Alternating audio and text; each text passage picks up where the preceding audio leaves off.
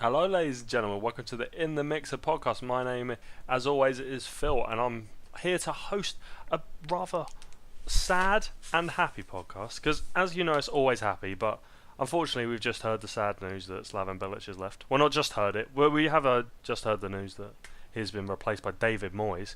And goodness me, I mean, here's two irreplaceable members of the podcast. We have Michael and Elias. Say hello, chaps. Hello. Hello. I would not like to replace either of you with David Moyes, I have to say. Thank Slaven you. Village then. Slaven Bilic really or Carlo good. Ancelotti. He's also Wow. available. So we have some sort of eyebrow raising members of I mean, some would say you guys are eyebrow raising in the right light. I'd say I'm kind of eyebrow raising. Hopefully in a good way though. I mean, can you be eyebrow raising in a bad way? Let's be honest. Oh yes you can. Any examples I'd rather from not go from into your life? that. I'd rather not go into that. to be Yeah, honest. we're not that personal. We're not that personal. But someone who possibly took it personally was Slaven Bilic after he was sacked, or they left on mutual agreement. I'm not really sure. These things are a bit black and white until a few months after the fact. But Bilic is gone. David Moyes in. The result that put the final nail in the coffin for Slavan is West Ham 1, Liverpool 4, and this was a bit of a bruising at the hands of Liverpool for West Ham, wasn't it, guys? Yeah, definitely. Yeah, I feel like Liverpool they were just too quick for West Ham, really. I think the pace was definitely what struck West Ham too hard, and they couldn't really recover when they started letting in goals. As always with Liverpool, when they start scoring, they can't stop scoring. Yeah, I think coming up against pace for a team, first of all, that isn't extremely quick, and then, of course, a team that doesn't run in West Ham is always a bit of an issue, especially coming up against the likes of Mane and Salah. What do you think? Let's talk about Bilic then. What do we think his biggest undoings were as West Ham's manager? Do you think perhaps he never really recovered from the whole Payet situation, or does it stem a bit deeper than that, or is it even the wrong decision in your opinion? I don't know. For me, I said to Elias when it happened, I was like, I don't know whether I completely agree with it, but I see the reasoning for it. Obviously, results are poor. They're in the bottom three now. I think that was the trigger for the owners in that they've slipped into the bottom three. It's now time to pull the trigger on his contract. But at the same time, in watching West Ham play, you can't really put all of the blame on Slaven Bilic in some of the mistakes they're making. But it sort of just does have a dubious link back to him, and that players aren't going to be motivated. And you can't lay the blame on the whole Payet situation, but it's just been sort of a spiral of control of the dressing room, really, maybe, and just general team morale. They just needed a lift, and with Bilic in charge, it doesn't seem like that was where they were going to get it from. There was a lot of good points, but then there was so many bad points as well that it just ended up like games like this, like West Ham had opportunities for the game not to be 4-1, but the game ended up 4-1. They made their own downfall. So I think it was more. I don't think it was Bilic's fault directly, but Bilic was the problem. Yeah, I kind of agree, but yeah, I feel like there was something going on. Is there always something going on behind the scenes, and you don't really know how the players react, but we do know how one of the former West Ham players reacted with Alvaro Arbeloa putting out a tweet after he was sacked, saying "better late than never." Being not a West Ham player anymore, is it appropriate for Arbeloa to comment like this? Because I feel it's kind of tasteless in a way. Yeah, but without tweets like that, we wouldn't have any funny points in our podcast. Indeed. But I just feel like it might be Arbeloa getting completely mishandled by West Ham, because he signed on as a right back that was gonna bring in some experience, well, a lot of experience, on the Champions League and the World Cup and everything. But he never really made a difference at West Ham, and I don't know if it was Billich's decision to not play him, or just, and if he's mishandling or mishandled other players as well, which made him lose the dressing room maybe. So I don't know. Billich doesn't seem like a really good man management manager for me. Manager. That's that's the word. No, this definitely seems to back up that point, considering Arbeloa was obviously frustrated. I think that's kind of the point with Billy. I think it's most managers when they go, it's usually because they lose the dressing room rather than falling out with the board. Really, it seems to just tends to be the lack of But is Moyes the man who's going to revitalise this group of players? Because given his recent turnout of jobs, he doesn't seem to be able to do it at Sunderland, Manchester United, Sociedad obviously had a little stint there. He just didn't really do it there. So what's he going to bring, or what do you think the owners saw in him that's going to get the best out of this West Ham team? Maybe experience, but then it's such a strange appointment for me. And I saw a really good tweet actually saying that David Moyes might be decent because of his time at Everton is like buying Roque Santa Cruz as a striker and saying, well, he scored a bag full for Blackburn. I really like that tweet, and that I can relate to it quite a bit. In that, obviously, David Moyes was at Everton for a lot longer, but it's still his record in maybe teams in similar situations to West Ham's has not been great. Has really not been good. So it's a very strange appointment. Maybe it's a panic appointment. Maybe they wanted to just go with an English manager. A British manager. Yeah. It's just, personally, I don't understand it. And I think what their decision has probably been is we want to get a manager in as quick as possible to get a bit of stability in the team because we are in a relegation battle.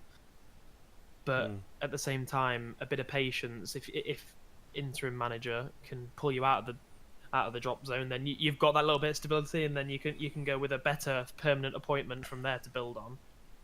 Yeah, it's worth to mention that it's only a 6-month contract as well, so it's definitely there to test him out and see if he's actually the right manager to do the job.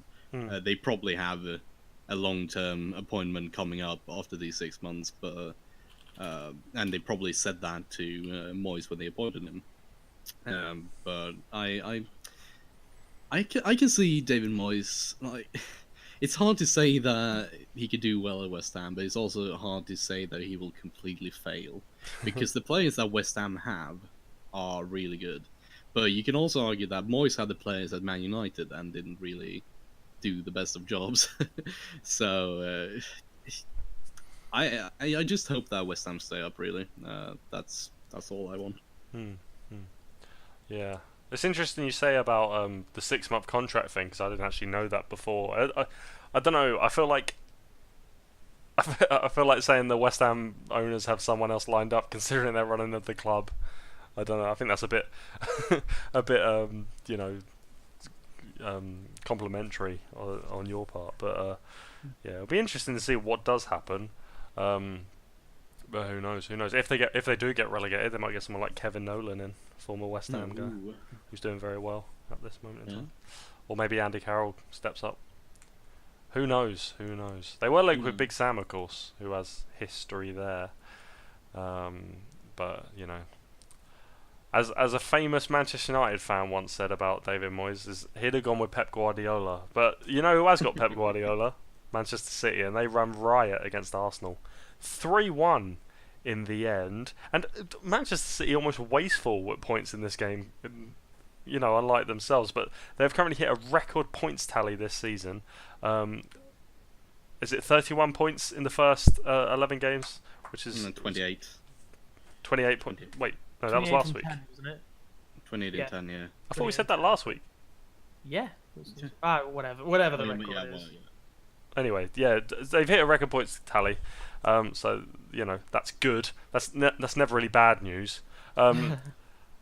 I wanted to talk a bit about Arsenal because we've spoken, waxed lyrical about Man City quite a lot this season, as has everyone. But Arsenal's team selection, again for a big game, dropping Lacazette and starting Coquelin at centre back.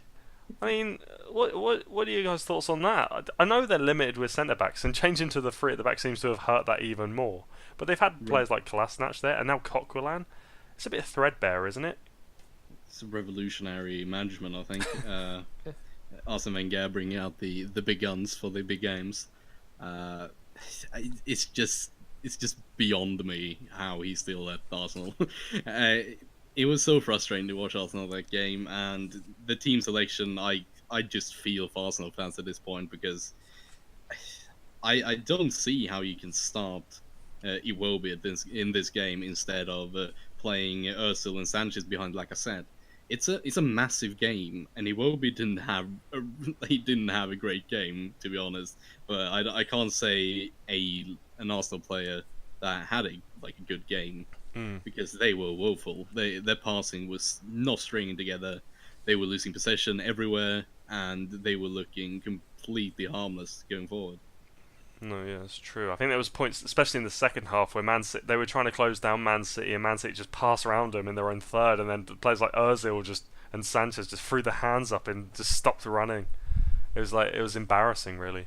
I have never seen Sanchez that disappointed, and he looked so out of it the whole game because he was either not getting a lot of the ball or the passing was just not going anywhere when they were actually trying to go forward, and he was just looking really disappointed with the whole team. And I feel for him that he didn't leave this summer for some. Well, that's it. Maybe he was just getting used to his surroundings, where he's going to be come January.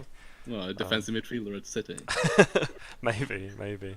He's just chatting to all his future buddies. What do we think of the decisions then? Because Arsene Wenger was very I'd say angry almost about the penalty, which I thought was an obvious penalty, and the offside, which was clearly offside as well, which wasn't given for the third Manchester City goal. I mean, it's strange. It's strange, but considering he's missed a lot of things and hasn't seen them over his time at Arsenal, it seems a bit hypocritical to be coming out like that. But yeah, do you think it was decisions that cost Arsenal today, or at the weekend, or were Arsenal? I mean, I think I already know the answer, but I'll go to you anyway, Michael. No, for me it's three things really. One, City were the better team. Like City were just straight up better than Arsenal. Two, the team selection for Arsenal was interesting, and I can't remember what my third one was, but it's irrelevant because. It wasn't. It just. It wasn't based on decisions whatsoever. I think that the third goal, though, more telling was the fact that the entire Arsenal back line just stopped. It's like played to the whistle. It's like as soon as they thought that was offside, and it was probably not as clearly as half those players thought. Them to just completely stop, Xhaka especially, run into the linesman in such anger. It's just absolutely ridiculous. Anyway, I mean, I think it stems from the temperament at Arsenal, and I think it shows the mindset of those players that they're just looking for any excuse, to almost stop playing. Almost, I don't know. It's interesting there, but yeah, I wanted to talk about the two goalkeepers actually, because Ederson's been absolutely fantastic since he's joined Man City. Had a little bit of a fumble in this game. Seemed to get attacked by Aaron Ramsey a few times as well. Pushed him into the goal.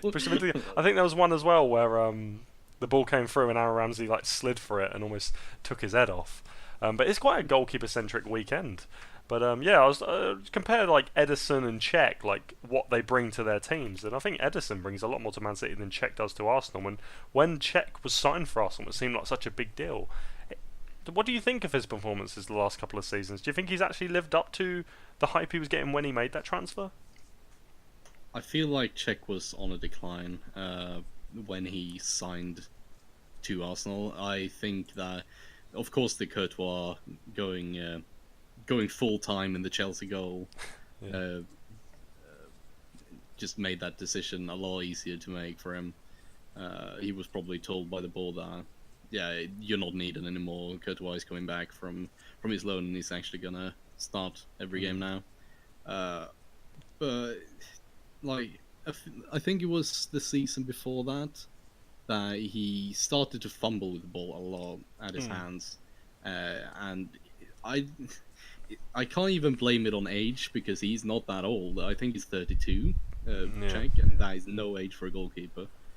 But I, he, I don't know. He doesn't seem like a trophy-winning keeper anymore.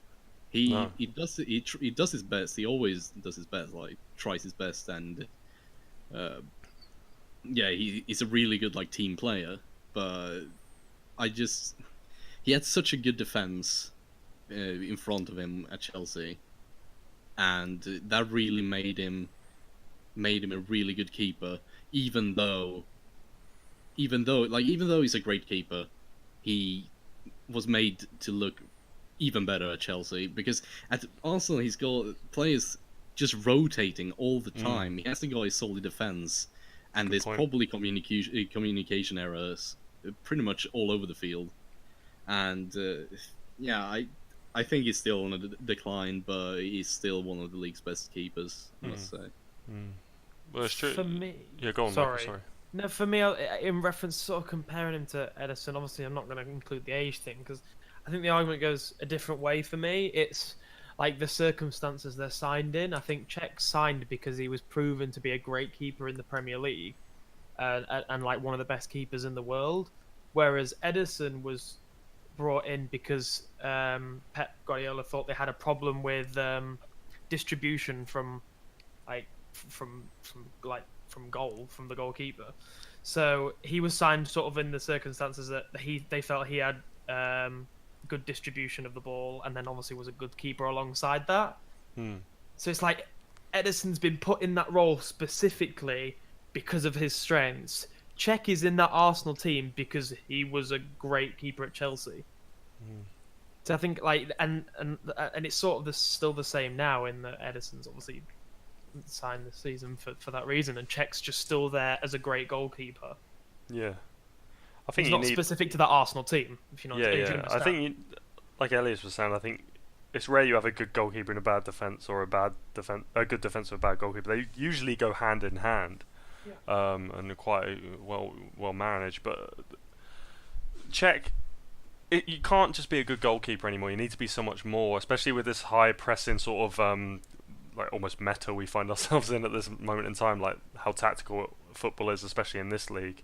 But then you look at the replacements. Like we'll talk about Spurs later, but Gazaniga coming in, and we talk about Watford and Karnezes. Is it Karnezes? I can't remember. Coming on for Gomez, and their perhaps lack of the sweeper keeper role that has become so important when teams have to defend high and press high, and I think that's probably what Cech's lacking in.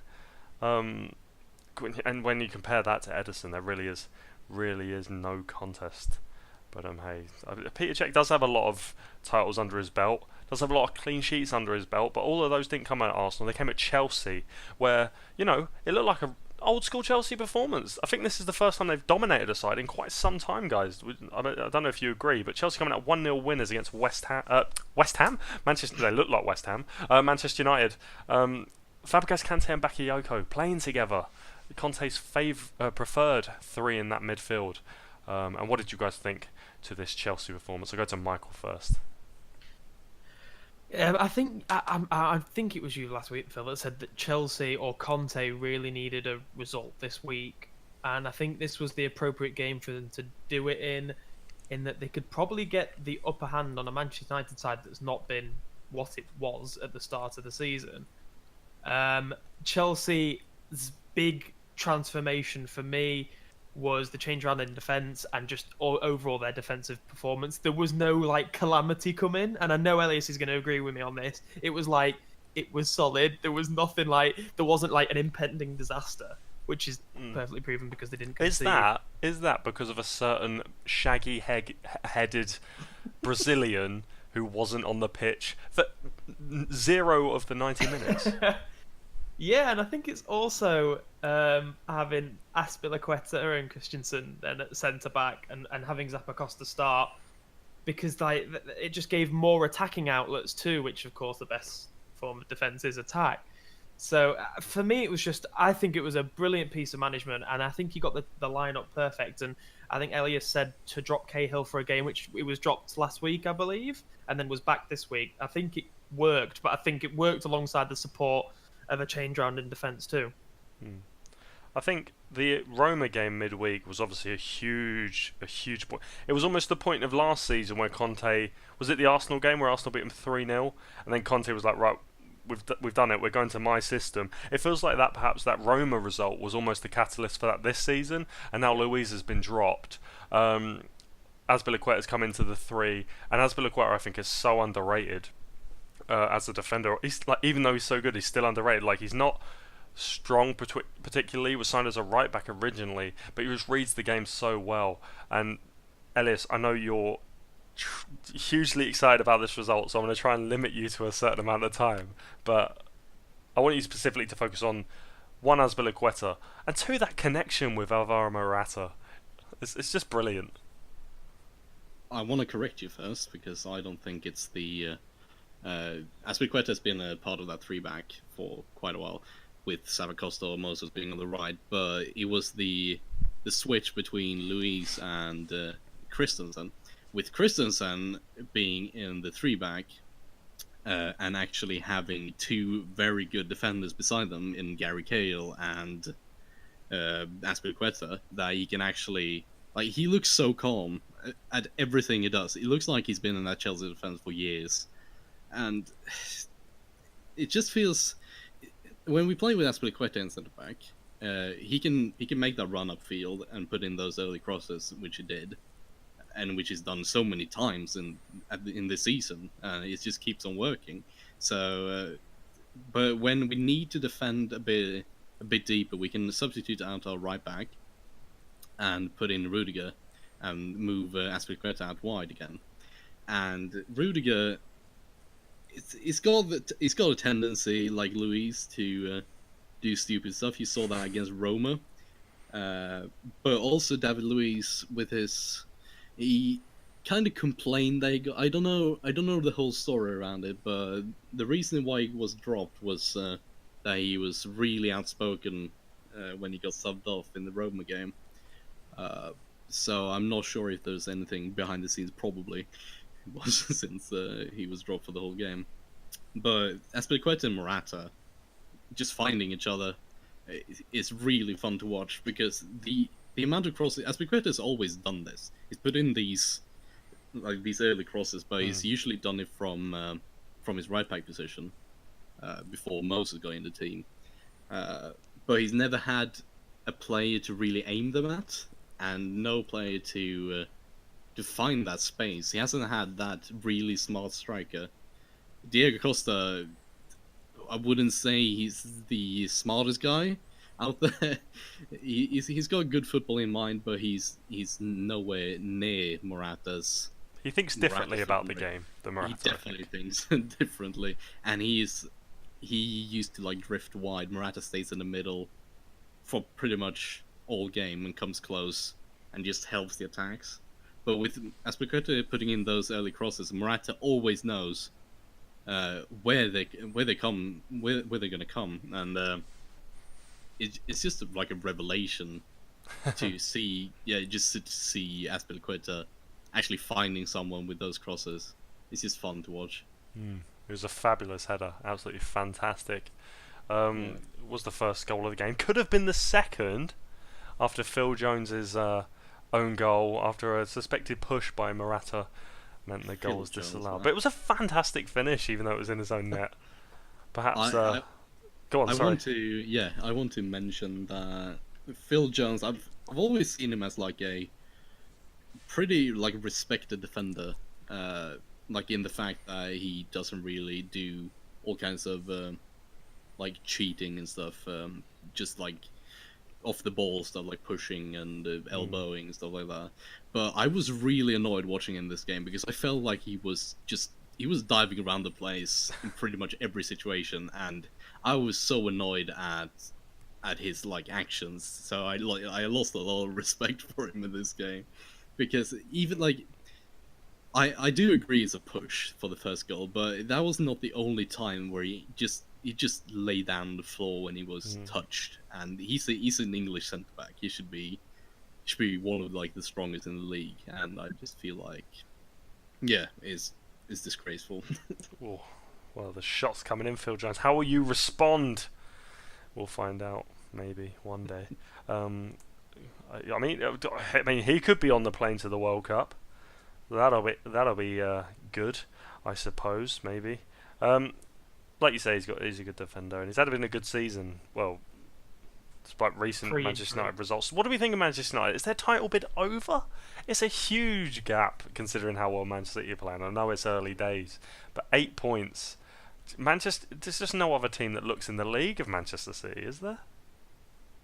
No, and I think it was on Match of the Day that Alan Shearer made a really good point about Manchester United's like goals drying up. At the start of the season, Lukaku was obviously really keen to impress in a Manchester United shirt, and Manchester United were obviously winning. I think Man City and Man United both started like winning 4-0, 3-0, and Lukaku was like a really central part to that. And now his goals have dried up, and so have Manchester United's. And Alan Shearer made the point of, at what point does it become the striker not getting the service, or go from the striker not getting the service and the striker not seeking the service as well? And I think it's a good point in that Morata in this game was like coming deep and like pushing out wide if needed be to go and get the ball to enable his team to attack, whereas Lukaku's very, very much stagnant up front recently, and he's not putting himself out there to particularly, like, he still does hold up the ball, but just to particularly enable Manchester United to join him in attack, because he is their solo striker. So I think that's like, whether it's Manchester United's title bid over with, I think that's the bigger picture, but I think at the moment they have a problem in their attacking department. They're definitely not flowing to score goals. I think it just does come from, it seems like their biggest goal scoring threat has moved from Lukaku to Rashford. He did have a really good chance this game, Rashford, where he had the header and he almost closed his eyes as Courtois, bolted out to meet the cross and didn't get there. I wanted to kind of talk about Lukaku versus Morata, because of course these two guys could quite easily be on opposite teams in this fixture, considering the way these transfers could have fallen in the summer. I mean, I'll go quickly. Who wants to take this on really quickly? Because I think we kind of have to move on. Yeah, but I want to. Go on. I want to quickly mention that I think Morata showed why he was the right man for Chelsea, but also showed why Lukaku was going to be the right man for Chelsea, because Lukaku wouldn't have missed the second chance which Morata had, but he also wouldn't have scored the header that Morata did. So it's really hard to put into words. But I feel like Morata was more up for the game than Lukaku was. I mean, I don't know whether that's... Yeah, I mean, that could be due to the certain tactics about being isolated. I don't know. But Lukaku does have... At Everton, he did have these kind of barren spells. And, it is worrying for United. It could fall into the whole Pogba being injured thing, but with the amount of money they spent, they should have the depth really to deal with that. But hey, we'll see. He could score a hat-trick, in a couple of weeks. We'll see what the international break does for him and Manchester United, because they need to pick up form and fast. Another team who needed to pick up some serious form, Everton, under David Unsworth. It sounds like Everton are going to announce their new manager during this international break, so that'll be something to look out for. But wow, excuse me, Carlo Ancelotti. You think is that your pick? Is that your in the mixer pick? Because you're going to jinx it, and it's not going to happen. Yeah, no, I don't want that. I think I think Sam Allardyce is actually now favourite for that Everton job, so that'll be good. That'll be the 439th English team he's managed. Everton 3, Watford 2. Wow, game of the season contender. Goodness me, what do you want to discuss first? Watford's collapse, or Everton's resurgence, or then Watford's bottling, or what?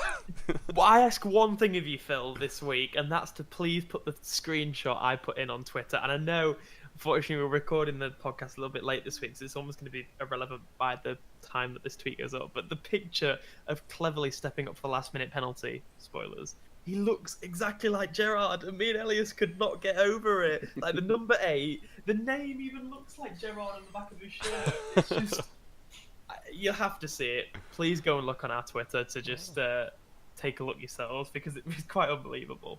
Who knows? Perhaps if he was Steven Gerrard, he would have slotted that penalty away. Who knows? Who knows? But Everton looked in deep trouble at 2-0. And I really want to talk about this game a lot, because I think this actually is a big turning point in Everton's season.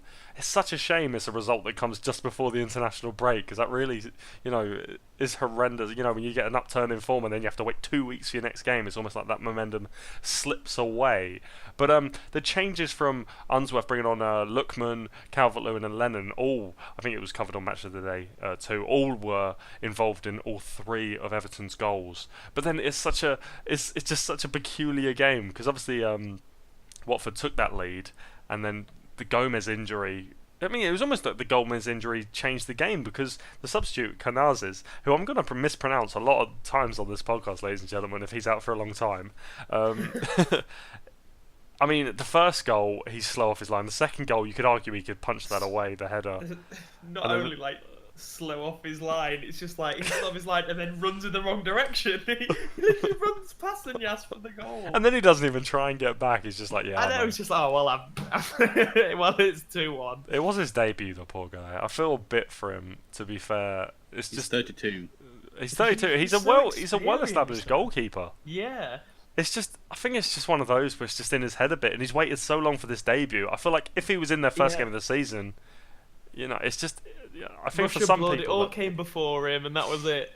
that pressure just hit him. But Gomez took a nasty head injury, and I hope he's okay. Fingers crossed he'll get to the World Cup. We don't know, probably not, but you never know. It could happen. But yeah, it's definitely a game of the season contender, not least because of the 100th minute penalty that Steven Gerrard, Tom Cleverley should have slotted away. Wow. The drama. It was unbelievable. I don't know why this game was so intense, because it wasn't really a lot at stake. I think it's just had everything though. It did. It was that both teams were on a slump of form. Like Watford season's turned on what it was. Like Watford, this great up and coming team, and they've sort of lost 2 games in a row now. 3, they've got West Ham in 2 weeks' time, and obviously Everton were sat down in the dumps. And it's like it had 2 penalties. The first one was like Holebas slipped for the penalty. It's quite obvious that there was no intention. It's really unfortunate. It's like a goalkeeper mess up. And it's just a comeback was in there. It was just all sorts in the game. It really was just like had everything. Elias, that penalty that was given for Everton, the Holebas chance, it's a clear penalty, I think, because he slipped over. But how can you book the guy for that? Especially with the new rules as well. Of course, it wasn't a red card, and I think that's what mostly the new rules apply for. But yeah, it's harsh. It's definitely harsh. It's like you have to give a penalty because he's stopped. It's a foul. Like, it's a foul, but at the same time, you just want to be really sympathetic and go, we'll drop ball it, but you're not allowed to kick it. It's like, because it's just he really, you can see from the replays and his reaction, he just slips and he's so good. A lovely turn from Everton Lennon as that well. bit of luck. It was a lovely turn from Lennon to unbalance the defender. And I'm going all over this game because it was unbelievable. Richarlison actually missed an open goal. He seems to be really good at missing open goals and scoring really difficult chances, because he sent Pickford for days, with a fantastic first touch and finish for his goal. But rounded Pickford in an uncharacteristic mistake from Pickford. Rush of blood to the head, almost came out and never got nowhere near the ball really, and missed an open goal with his left foot. So yeah, and obviously after those chances against Chelsea, he missed. He needs to start. If he wants to be a top quality player one day, he needs to start taking those easier chances. But yeah, wow. Oh, what a game! I'm getting excited talking about it. So best not go to Stoke Leicester. Oh, what's next on the running order? It's Stoke Leicester. Goodness me, another heart-pounding game. Perhaps not as intense. But Claude Puel's Leicester, miles away from Claude Puel's Southampton, looking so exciting. Yep, I did call this. I think that Claude Puel can get the best out of Maris rather, and he's just looking like a rejuvenated player, Mahrez. It's really fun to watch. Like I really enjoyed Mahrez during the Leicester title-winning season, and yeah, I just hope that it continues. He's just got that little bit of magic. His goal was fantastic. I mean, Claude Puel's Southampton performances as manager there, it almost speaks now. I know it's early days in Leicester and things could change quite rapidly, but considering how Southampton have been this season, it's almost like it's the players at Southampton rather than his managerial style. And as we've seen now with Mahrez and Vardy, and their goals against was it Everton, were really, really good quality. And here again today, but I think they're very unlucky not to get the win here. I think Kasper Schmeichel had a good game, but like you said just before we started recording, Michael, Jack Butland had an even better game and was fantastic in the Stoke goal. Yeah, I think Butland had a really good game. I think he should probably stop Mahrez's goal, to be honest. But I forgive him given the other saves that he made in that game and putting his case forward to be like, I'm England's number one. I mean, I think it's beyond everybody how he isn't at this point. Yeah.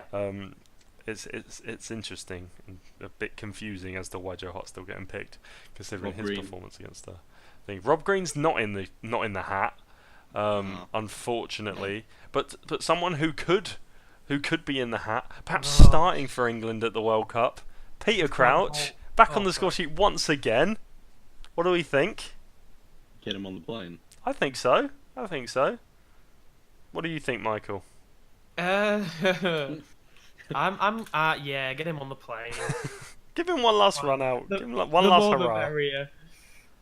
What do you think? He keeps saying every game he scores and gets an interview or match of the day or something. He always says, "Oh, I wish he was starting." But I think Ryan Shawcross said something like, "Oh, he's the hardest striker I've ever played against," which is some praise. Considering, it's like, what do you do against him? That's why. Well, I mean, maybe Ryan Shaw. Maybe he is Ryan Shawcross's kryptonite. Although I don't think Ryan Shawcross has particularly played any European football, so perhaps his level of opposition hasn't been fantastic. But then he has played against the likes of Aguero and Diego Costa and such. So nothing but praise for Crouchy. I think Shawcross of these recent seasons, I think any attacker is his kryptonite. Anybody who drives the ball forward and tries to score, that's what Shawcross is afraid of. Because I used to rate Shawcross. I used to think he was a really great defender. I didn't like what he was doing on the pitch, his elbows and stuff, and yeah, exactly. But I've always rated him as a defender. But just the recent seasons, he's just been looking completely bored of defending Stoke, and yeah, he's not getting any better by the years. Is that the Mark Hughes tactical approach? Just be bored. He's bored of defending. Put everything forward. Sign all these Champions League winners. Who do you think is the next Champions League winner that Stoke are gonna sign? Ooh, that's a question.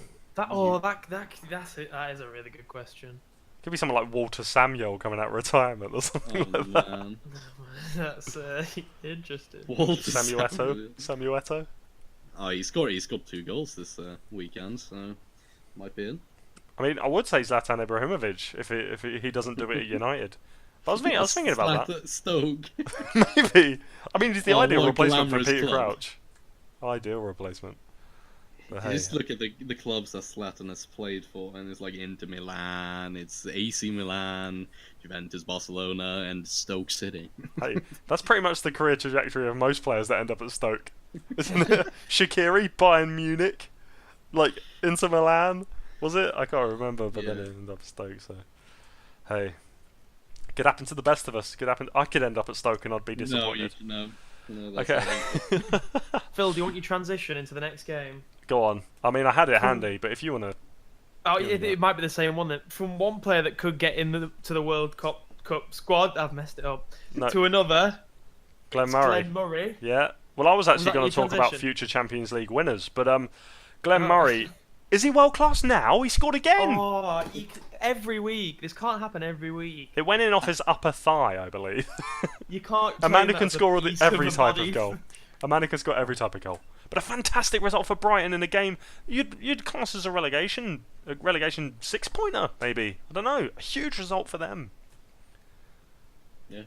Yep. Okay. You guys obviously don't have the same enthusiasm as I do for Brighton and They're Hove eighth. Albion. It's not a relegation battle. They're just I'm behind before the Burnley season. and above Watford now. If Watford are amazing, then Chris Hughton's Jesus. I mean, could be. We don't associate with any particular religion. We are open to all. Can we talk about the fact that Glenn Murray's goal again though? Yeah, go on. Because was it Knockhart's great cross? Was it Glenn Murray's brilliant finish, or was it Fernandez's god awful defending? I think Renato Sanchez should have been back there defending on the line, personally, but he wasn't. So Because it's like Federico Fernandez has single-handedly messed up the offside trap or like the defensive line, and then has stepped forward to single-handedly leave Glenn Murray one-on-one 3 yards out from his goalkeeper. in his defence, if it's any other striker, that player is running offside. But because Glenn Murray's so slow, he's actually not beating the trap. So it's unfortunate from Fernandez, but hey. Unfortunate is, yeah, that's... Murray is there yet again with another goal. Might have to think about putting him in my Any of the fantasy highlights team. from the game you pick out, Phil? Not really. No. No, not particularly. I think Jordan, actually you have hit the Glenn Murray in my crossbar, fantasy I team, think. though. Go on, sorry. No, I have Glenn Murray in my fantasy team. I put him in last week for this game. Oh, so. nice. It's a good And pick. so, well, yeah, well, you'd have thought so, but No. I also had Aguero, Rico. as Oh, I usual. also had Trippier and Ali in my team. Neither featured against Crystal Palace. So Well, when I instead of put those in- Trippier, you could have gone with any Burnley defender, because another clean sheet away from home for the Turf Morians, because I don't actually know their nickname. The Clarets, I think they are, aren't they? Maybe. I'm not sure. Sorry, Burnley fans. But you did beat the Saints. Know their nickname. 1-0. Another away win for Burnley. Goodness me. I can't even remember. They haven't lost to many teams away from home. I think Man City's the only team they've lost to away from home now this season. And doing brilliantly. And Southampton, like I said earlier, just still struggling to score goals. And Jack Cork called up for the England squad. Jack Hawke, there you go. I thought he was Welsh, but he just played for Swansea, so yeah, that's good. Brilliant. That's good. Proud of him. We'll see what he can do. Yeah, Southampton really, really disappointing. We seem to say every so often, "Oh, Gabbiadini's there. They've got the answer." No, they don't have the answer, guys. Turns out they're still terrible. What do you think of the opportunity of a Southampton relegation? What do you think? Because where are they going to score goals from? Highly likely. At Highly this point, likely. Wow. I think they need to do something.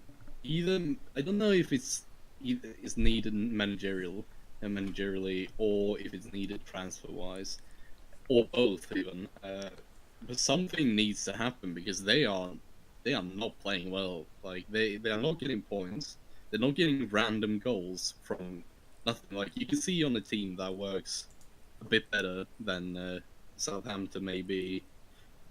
Let's say Brighton for an example. Like if you go Glenn Murray as a striker who scores goals, but he also scores the random goals. What Southampton doesn't have is those random goals that go in from nowhere.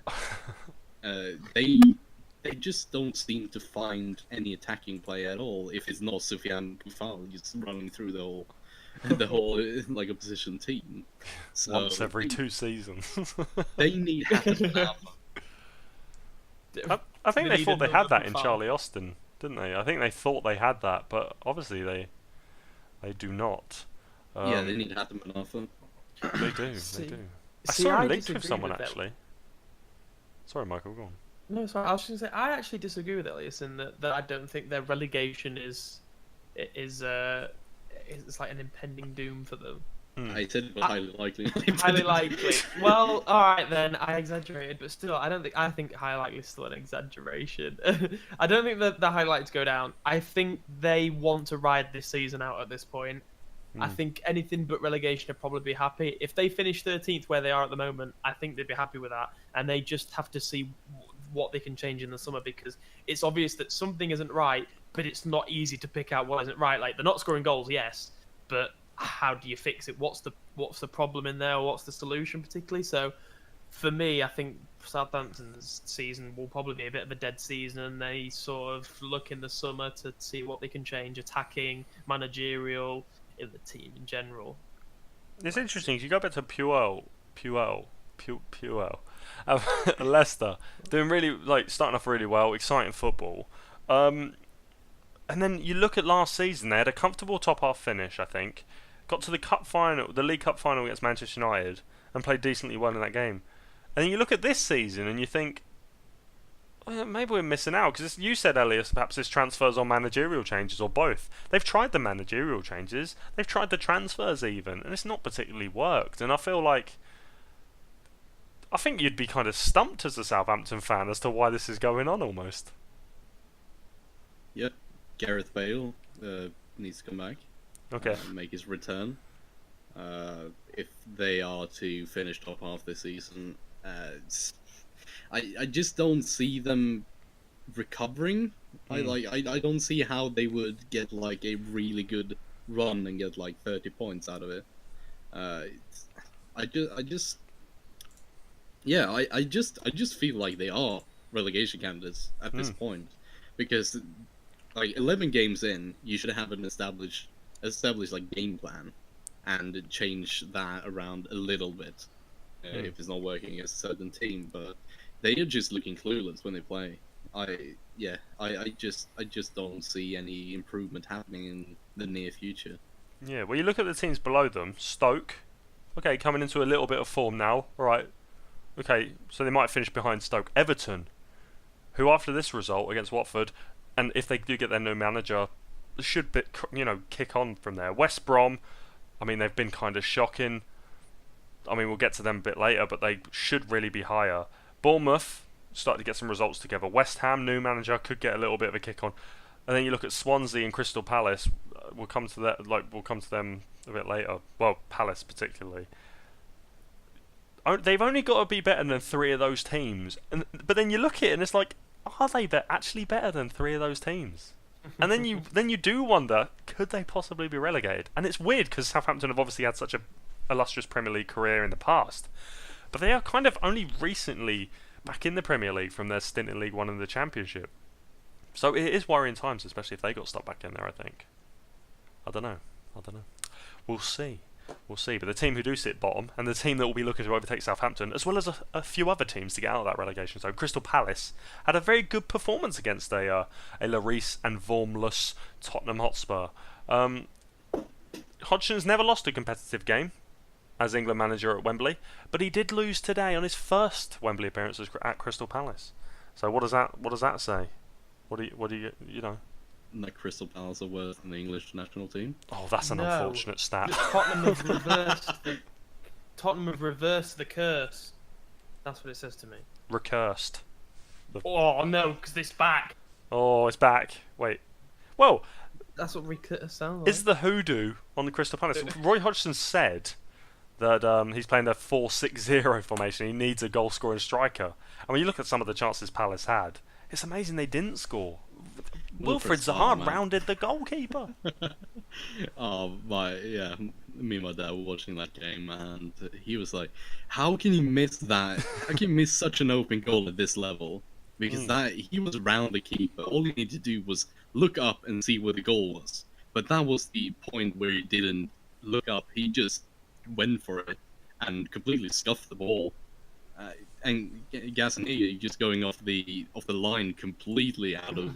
I don't even know why he was out there. He should have been out there earlier because the pass was too quick. It was too long, and if Laurie or Vaughan was in that goal, then it would have been like that. Wouldn't even been a chance. But because he was so slow off his line, it just became what should have been 1-0 Crystal Palace. Yeah, Laurie definitely would have got there. Perhaps they're working on Gazzaniga's development rather than his actual, how he fits into the Spurs team, as he's only the third choice keeper. Yeah, so obviously Richarlison actually missed one, when he rounded Pickford. Similar scenario.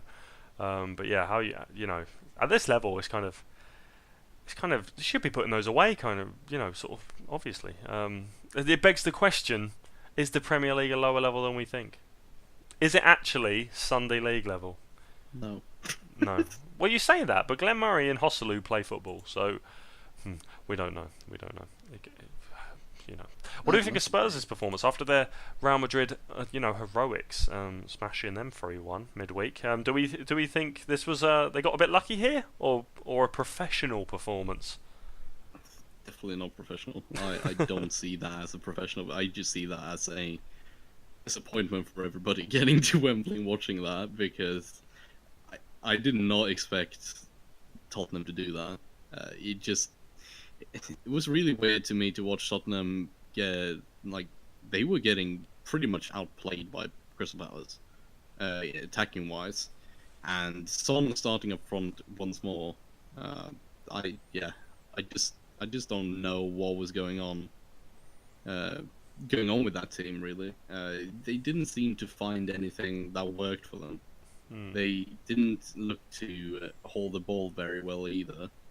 And second half, they could have been like 1 or 2-0 down if Gazaniga didn't play as well as he did. He had such a hot and cold game, didn't he? Because he made some shocking errors, but at the same time he made some really good saves. And then he had some good saves that ended up being really bad saves because he pumped them straight out to the opposition. And arguably he could have given away a penalty when he absolutely destroyed Sacco. But hey, it ended up being a win for Spurs. And interesting news coming out of the England camp with Kane, Winks and Ali all pulling out of the England squad, which is either good news for Spurs fans or bad news because they could all be injured. But Crystal Palace, we mentioned good performance for them, but again, no points.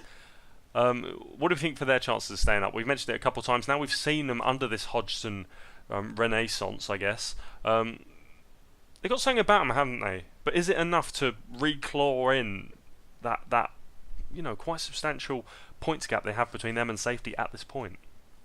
Well, it's now 7 points because of Bournemouth's win, which I'm sure we'll come on to shortly. So it's getting further away, but at the end of the day, it is only 7 points, and it's still relatively early in the season. I think you made the point earlier about Hodgson saying he doesn't have a striker. I think they really have to get to January with just sort of limping it over and try and sign a striker, because while they do have a lot of quality in Zaha and Townsend, I really have no doubt about that. They need a striker that knows what they're doing up front. Yeah. Because at the moment, Townsend and Zaha are just using all the technical knowledge they have from the wing and the pace to try and apply it up front, and it's not working. But they have a bit more about them under Hodgson. They have a bit more solidarity, and they do look a bit more creative, and I think that's also testament to Zaha coming back. Yeah, he really has been brilliant despite his miss again in that game. But I think I said when Hodgson came in, I think they'll be fine, and I feel like the level of performance is way too high for them to be relegated. But then it's a question of, is the damage already done? Because we say Man City, all right, it's 8 points rather than 7, but we're saying that like they've probably already won the league almost. Well, me and Michael have said that. I'm not going to put you in there, Elias, but yeah. So it's a big gap to overhaul, but I feel like they could do it. You compare them to West Brom, who are another team on 10 points, as well as Bournemouth, 7 points above. 6 points above Palace, I think it is now. That's obviously 7 to go above them. West Brom are awful. And I know we're going to come on to it now, so I'll sort of let you lead into your transition. You do. No, you've already done it. Keep rolling. It's like West Brom. West Brom. West Brom is a perfect definition of them at the moment. They're awful. They're an awful team to watch. They offer nothing, and it's like, how could the Southampton situation be worse? You could be West Brom. That's the only way I can put it.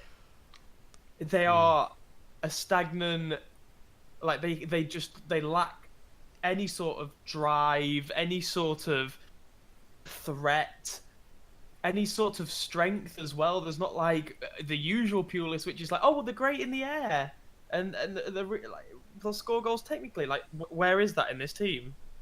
I think he just completely described Salomon Rondon as the with all those words. He's a Are you threat saying in he's the the air. perfect He's Pulis strong. player? He is the perfect Pulis player, but he was one of the players that brought on in Pulis' mastermind play in the 59th minute after Schindler got sent off for his second yellow. So Pulis he is a bit controversial in his managerial things, but he usually gets it working pretty quickly. But I don't see how you can do that to a team that is just trailing by one goal. Like Huddersfield get uh, one player sent off, and they're 1-0 up, and 2 minutes after, Pulis goes on and makes 3 substitutions and completely changes everything about the team he picked. I just don't see it as I just think Screams it's of weird. desperation, doesn't it? Yeah, it really does, and he doesn't Which give is the worrying. players on the pitch another chance when they're one man more. Of course, he brought off Gareth McAuley, brought off Hal Robson-Kanu and Krikoviak, and I see Gareth McAuley as a player that could have probably scored a header sometime in this game. I see Hal Robson-Kanu as a player that can score a wonder goal if he feels like it. Krikoviak, of course, is a player that hasn't really made an impression in the Premier League, which we maybe thought he could have. So I see Krikoviak being subbed off of Matt Phillips as the only real justified substitution there. I just think it's so weird that he does that to his players at 59 minutes. Yeah. For me, it's like if you make those substitutions after a player's been sent off, it's like you feel that this is the way to get the upper hand on the game. So why aren't those players starting? It really just like contradicts your team picking.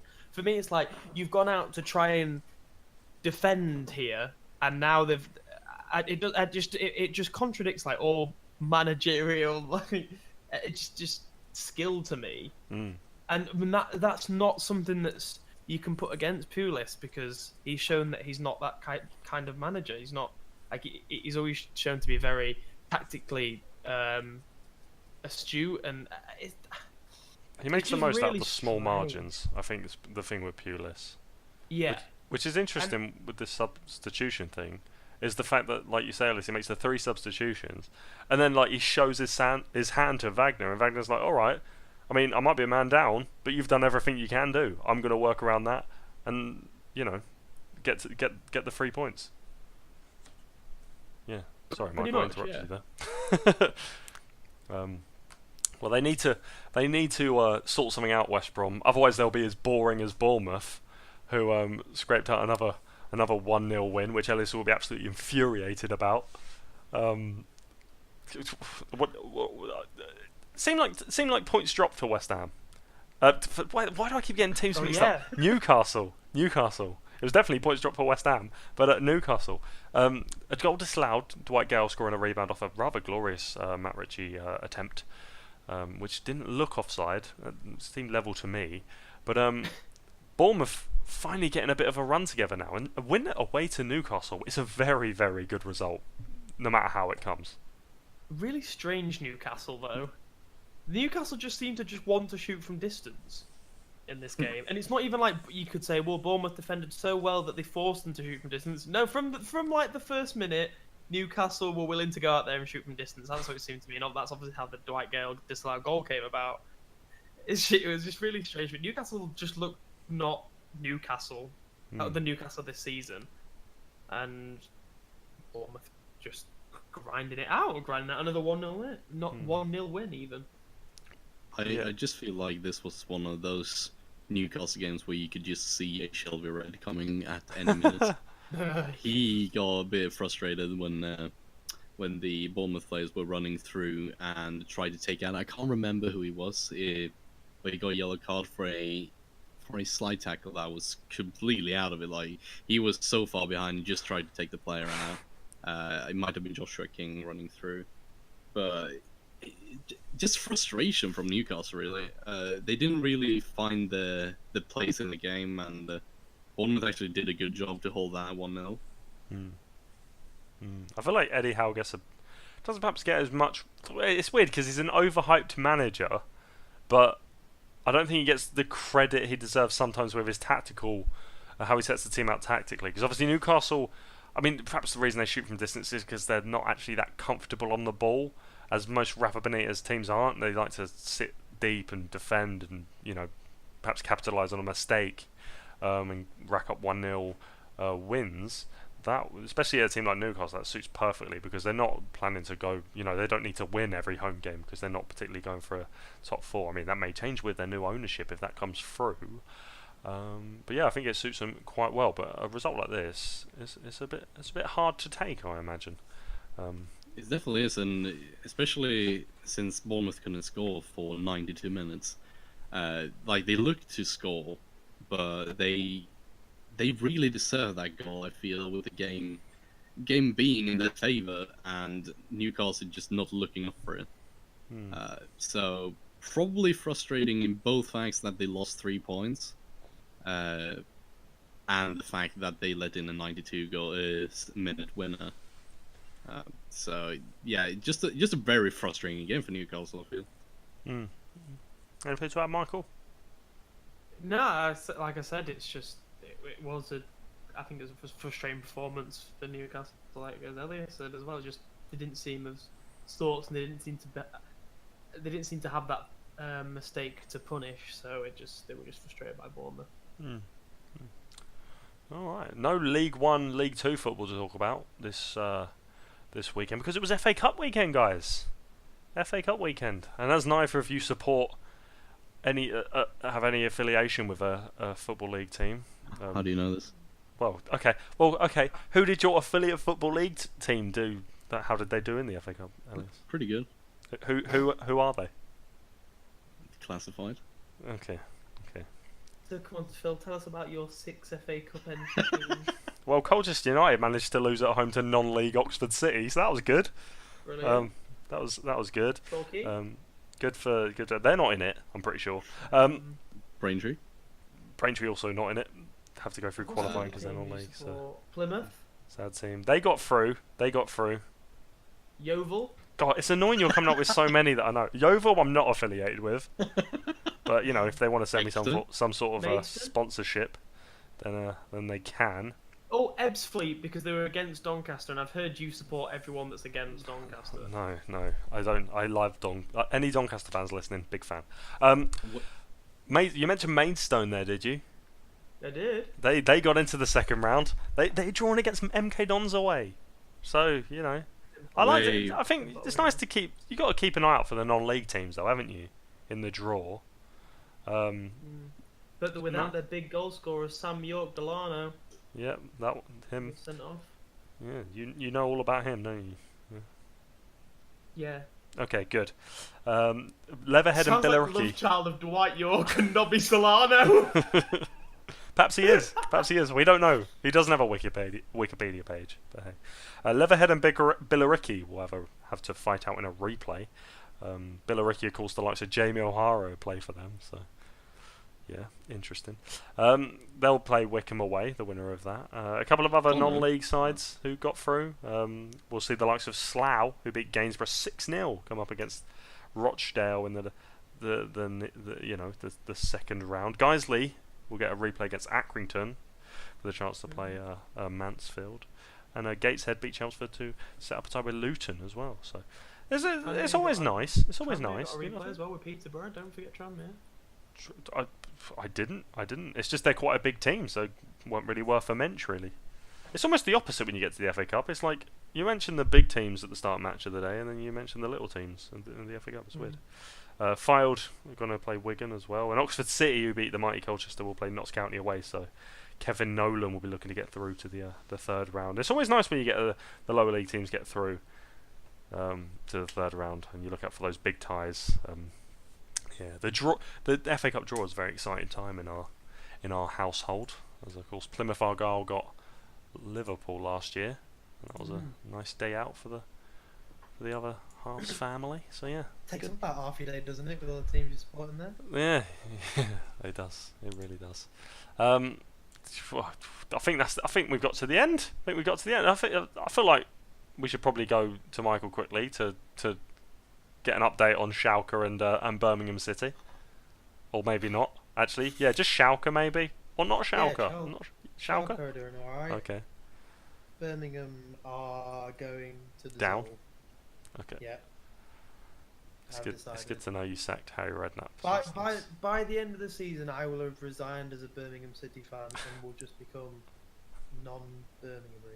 I'll take him up. I'll Villa. take him up in your memory. I'll support Birmingham for you. Cheers, mate. I'm sure you That's already do alright. that. I've got. Yeah. There we go. Elias, what about you? Are you looking forward to the playoffs, which we will review next week? Yeah, well, of course I am, since Sweden are in the... Alright, just making conversation. Yeah. I need to be so hostile. Cut the small talk, Phil. Take us on to the MVPs. MVP. Good thing you told me, because I'd actually forgotten. I know you had. Yeah, thank you very much. So, who's your MVP, Michael, as you remembered? Just to rub salt in West Ham's wounds, really, this week, my MVP is going to go to Mohamed Salah for Liverpool. Just because of how good of a start to the season he's had. I think there was something that the best there was the best start to a Liverpool season for a player since Suarez, which is obviously very reassuring for Liverpool fans. And we highlight a lot Liverpool's poor defence, and their tactic is to attack. And I think Salah is really the talisman in that attack at the moment, and he very much typifies Liverpool's strength. So 7 goals in the first 11 games, I think it is. So a very good start to the season for him, and hopefully that will boost Liverpool into Champions League places for the Liverpool fans. Nice. What about you, Elias? You got an MVP for me? I gotta be really biased this week and say Andreas Christensen, because of really showing why he should be in that Chelsea defence in front of Luis, in front of Cahill. And yeah, I just hope that Conte sees that now, especially after that performance. Nice. Come on, Well, Phil. My MVP is out and ready. It's quite hard. It's quite hard to pick one because there's so many goodies to choose from.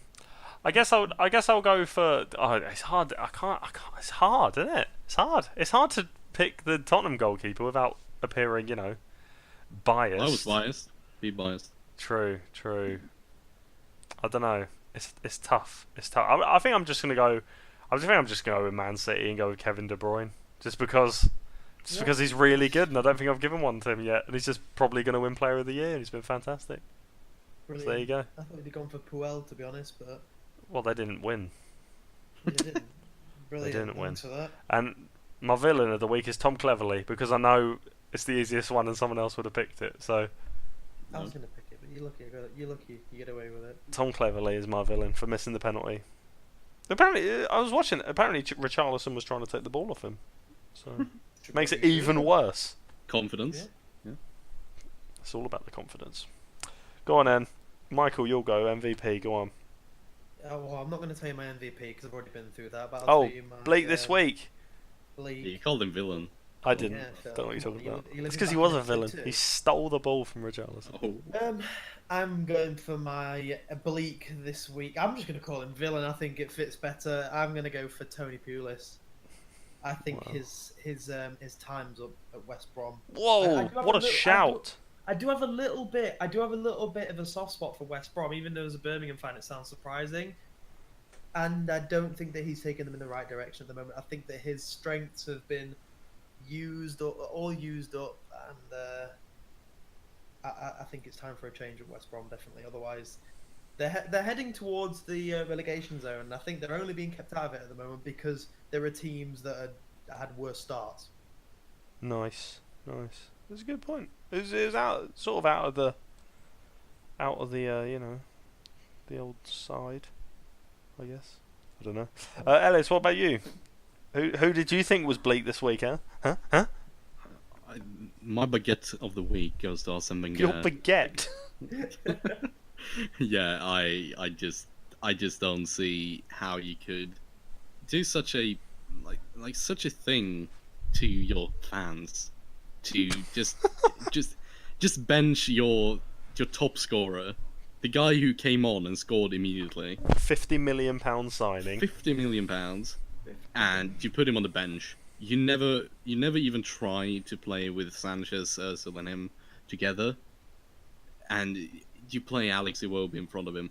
I don't see how you can do that, and he just, I just think he deserves, sacking. Did you call him a baguette because you think he's a loaf? I think we should end the podcast right now before. Yeah, what? A loaf like of bread. Yeah, no, we got it, but maybe they shouldn't stick with him. Hey, Because it's the breadstick. French stick. He looks a bit like a French stick as well. He's very thin. He does. He looked a bit cold, or he had stomach aches in this match as well. So I feel a bit sorry for him. I don't He get that didn't pun. have his coat. I don't get that pun at all. Was that not a bread pun? It wasn't a pun at all. It was Oh. just he looked a bit cold, or I thought you were going to call him like Hungry. old and crusty, because that's No, like a no. loaf of bread. end it. End it like the end of a French stick, which no one eats because it's too much, Oh. too much crust involved. Although I like the Depends ends of what a you French stick, I do. I don't mind. It's good if it's like freshly baked, Yeah, true. but you Yeah. can't leave it for like more than a day. No. Really. Much like this podcast, but we do. We leave it a week usually, but not like you, Yeah, listener. no. You can just re-download us every day, of course. And if you want to contact us every day, you can at In The Mixer Show on Twitter, or in the Mixer Podcast at gmail.com on the old emails. And yeah, We you have a can. fax service as well. We do not offer a fax service, although we probably will on a transfer deadline day as a special. But hey, if you want to say hello to us on there, say hello on either of those platforms. Again, in the Mixer Show on Twitter, or in the Mixer Podcast at gmail.com. Or if you want to say goodbye, you can just say goodbye right now, as these fine gentlemen will show you how to. Don't tell me what to do. I'll I'll do it. Yeah. Goodbye. Bye! Okay, they do it of their own accord. It's very nice. Anyway, yeah, it's a goodbye from me as well, listeners. Thank you very much for listening, and we'll catch you next time in the Mixer. Bye!